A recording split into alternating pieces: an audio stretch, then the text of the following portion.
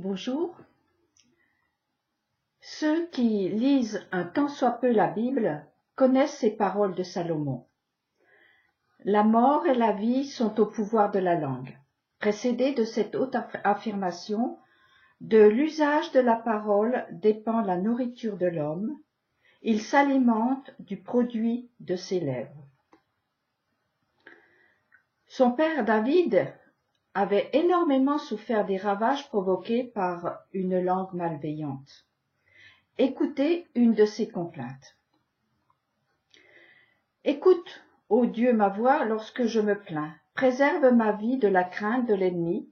Protège-moi contre le complot des malfaiteurs, contre le tumulte des artisans d'iniquité, qui aiguisent leur langue comme un glaive, décochent comme des flèches des paroles amères, tirant en secret sur l'homme intègre, le visant soudainement sans rien craindre. Ils s'affermissent dans leurs funestes desseins, se vantent hautement de dresser des embûches, se demandant qui les verra. Ils s'ingénient à inventer de mauvais coups, exécutent des plans bien médités. L'être intime de l'homme, son cœur, est insondable. Mais Dieu les atteint à l'improviste, ses flèches leur infligent des blessures. Leur propre langue prépare leur chute. Quiconque les aperçoit hoche la tête. Tous les hommes en seront saisis de crainte. Ils proclameront l'œuvre de Dieu et comprendront le sens de ses actes. Le juste aura sa joie en l'Éternel et se mettra sous son abri, et tous les cœurs droits pourront se féliciter.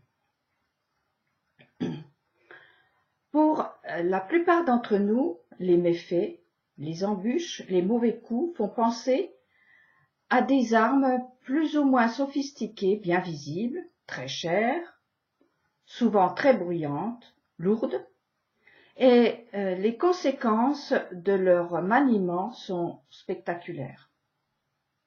Au temps de David, la parole humaine était connue pour son pouvoir. Arme ou outil, elle faisait l'objet d'une surveillance permanente. Aujourd'hui, nous avons oublié et sommes encore inconscients de l'impact de ce qui sort de notre bouche. Bien que les réseaux dits sociaux nous rappellent de plus en plus cette puissance. Nous prenons peu à peu conscience de ce qu'un clic peut produire.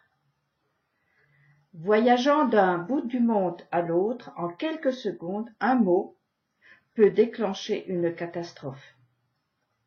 C'est d'ailleurs souvent le but recherché.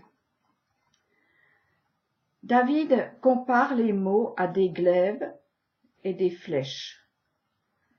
La bouche est un lance-flamme. Les mots sont tellement efficaces que Dieu lui-même n'a pas besoin de créer d'autres armes. Les mots reviennent vers leur émetteur comme un boomerang. Leur propre langue prépare leur chute, dit-il. Bien sûr, comme je l'ai dit précédemment, la parole est aussi, et fort heureusement, un outil de construction. Et puis, il y a la parole créative, sortie de la bouche de Dieu lui-même, dont il est dit par le prophète Isaïe qu'elle ne revient pas à vide sans avoir accompli son vouloir et mené à bonne fin la mission qui lui avait été confiée. Et sa mission est de toujours agir pour le bien et la vie. Ainsi, la parole agit. Elle est l'arme ou l'outil le plus subtil, le plus fin, le plus silencieux et le plus efficace pour construire et détruire.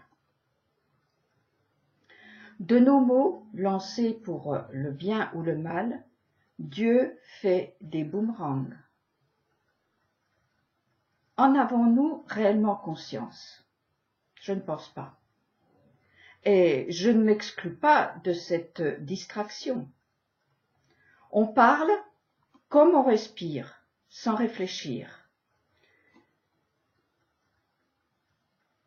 Et que le boomerang nous revienne à la tête, nous en sommes surpris. Le psaume 64, je l'ai lu et relu comme beaucoup. Mais aujourd'hui, j'ai entendu les paroles de ce psaume et j'ai redécouvert la puissance de la parole. Nous sommes admiratifs devant des constructions beaucoup plus anciennes que notre ère, avec toutes ces technologies. Des outils que nous n'avons pas encore réinventés ont certainement été nécessaires pour tailler avec une précision chirurgicale des pierres de plusieurs tonnes, transportées sur des kilomètres et à des hauteurs invraisemblables. Nous avons des hypothèses sur les techniques, mais aucune certitude. Il y a des domaines où nous avons progressé, mais il y a des pans entiers de savoir qui se sont perdus, et la puissance de la parole en est un, et pas des moindres. Adam, pour parler du plus ancien de nos anciens, avait un savoir immense. Il l'a laissé tomber à ses pieds pour d'autres ambitions et d'autres cieux, et les forces du mal s'en sont accaparées. Elles ont ramassé ce que Adam a négligé. Le serpent, rusé et fort intelligent, se nourrit de cette poussière. Il n'a même pas besoin de se baisser pour la ramasser. Il s'en nourrit et crache le feu destructeur sur les inconscients que nous sommes. Comme vous le savez, ce sont des images, car l'Adam, tout comme le serpent, sont l'homme avec toutes ses facettes.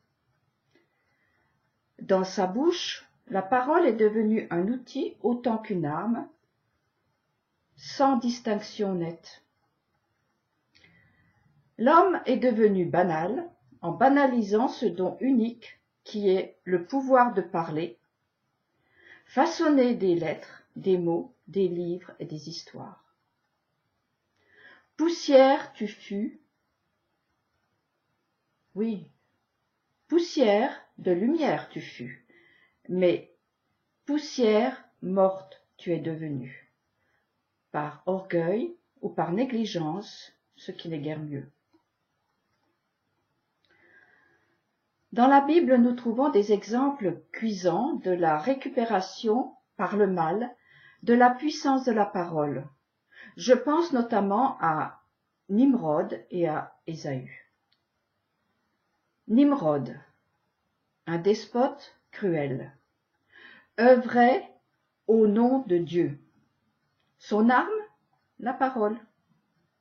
Il était appelé le chasseur d'âmes. Son filet, des paroles alléchantes qui mettaient l'homme au-dessus de Dieu. Alors que le serpent s'était contenté d'affirmer l'égalité entre Dieu et l'homme, Nimrod, lui, va plus loin. Il veut dicter au monde entier ce qui est bien ou mal. Le pire ennemi de Nimrod était Avram, qui donnait la primauté à la justice divine. Abraham sera jeté dans des flammes qui sont revenues sur le chasseur en boomerang, sans atteindre la victime, c'est-à-dire Abraham. Et même Téra, le père d'Abraham, s'était laissé embobiner par Nimrod, jusqu'à lui livrer son fils. Un chasseur sait que si le boomerang revient à lui, c'est qu'il n'a pas atteint sa cible. Mais pour admettre cela, il faut ne pas se mettre au-dessus de Dieu. L'autre chasseur que j'ai retenu est l'illustre Ésaü. Il a pris le relais bien plus tard, mais contrairement à Nimrod, il méprisait la parole. Il la considérait comme peu de choses et seule l'action l'intéressait. D'ailleurs, il a été très encouragé dans cette erreur par son père, Isaac.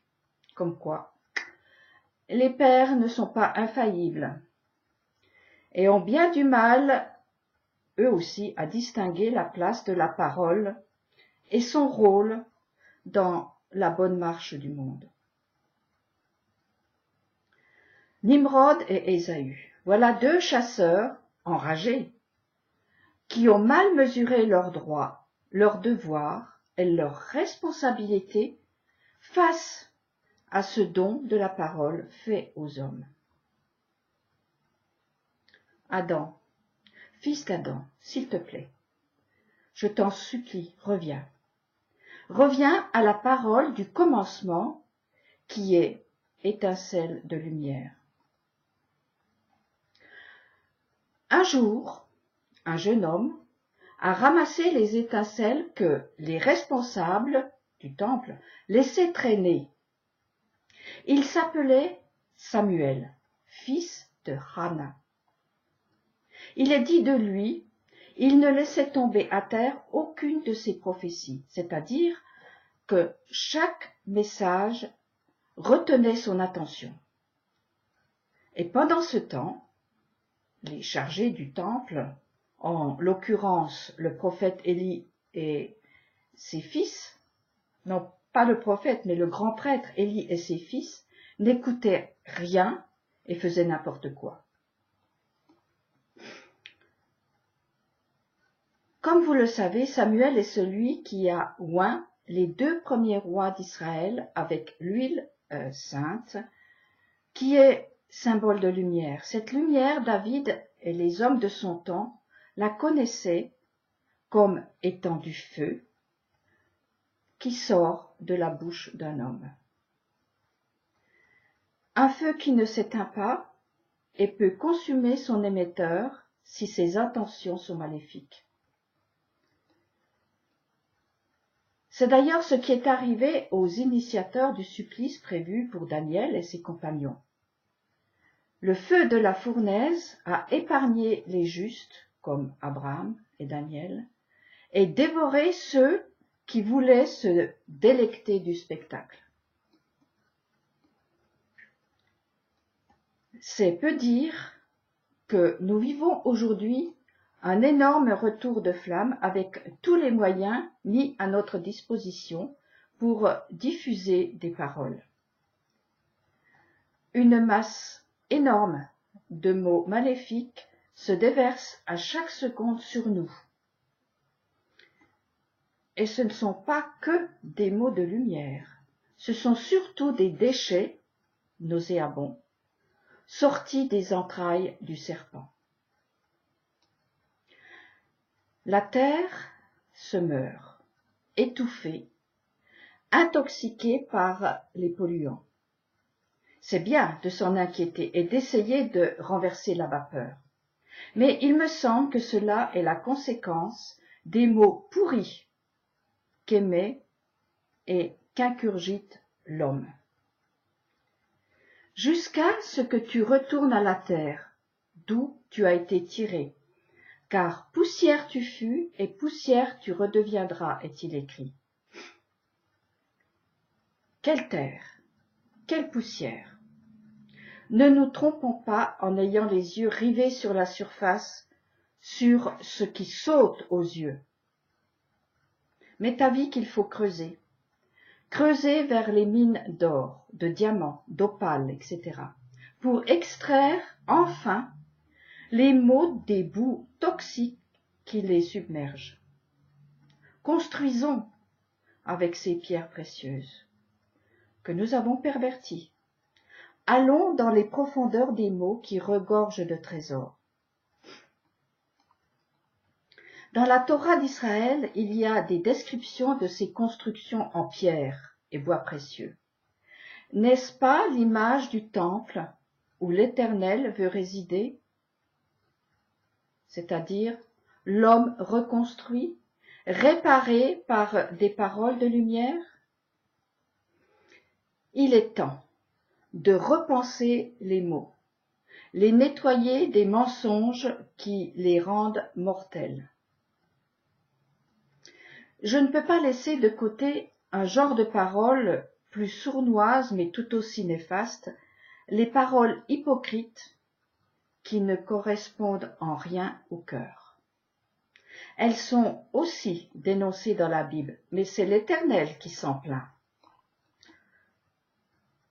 Le Seigneur a dit par la bouche du prophète Isaïe, « Puisque ce peuple ne me rend hommage que de la bouche et ne m'honore pas des lèvres, et qu'il tient son cœur éloigné de moi, et que sa pitié à mon égard se borne à des préceptes d'hommes, à une leçon apprise. » Et David, toujours lui, n'est pas dupe de ceux qui cherchent ses faveurs. Il dit, « Car dans leur bouche, il n'y a point de droiture, leur cœur ne rêve que ruine, leur gosier est un sépulcre béant, ils rendent doucereuse leur langue. » Les flatteries, en tout genre, sont comme des pièges devant les pas de l'aveugle. Je crois avoir brossé un tableau suffisamment complet pour que ceux qui écoutent, moi comprise, prennent d'urgence au sérieux la puissance du don fait à l'humanité en miroir de son Créateur, la parole. Revenons des mauvais usages des mots. Arrêtons de les considérer comme si peu de choses, et ainsi en faire des nuages de particules fines, toxiques. Il est urgent de leur redonner leur noblesse en mettant une couronne sur chacun d'eux. Tout ce que j'ai dit sur les conséquences de nos paroles est encore multiplié par 10 au sujet des images qui se diffusent tout aussi vite par les mêmes moyens techniques mis à notre disposition.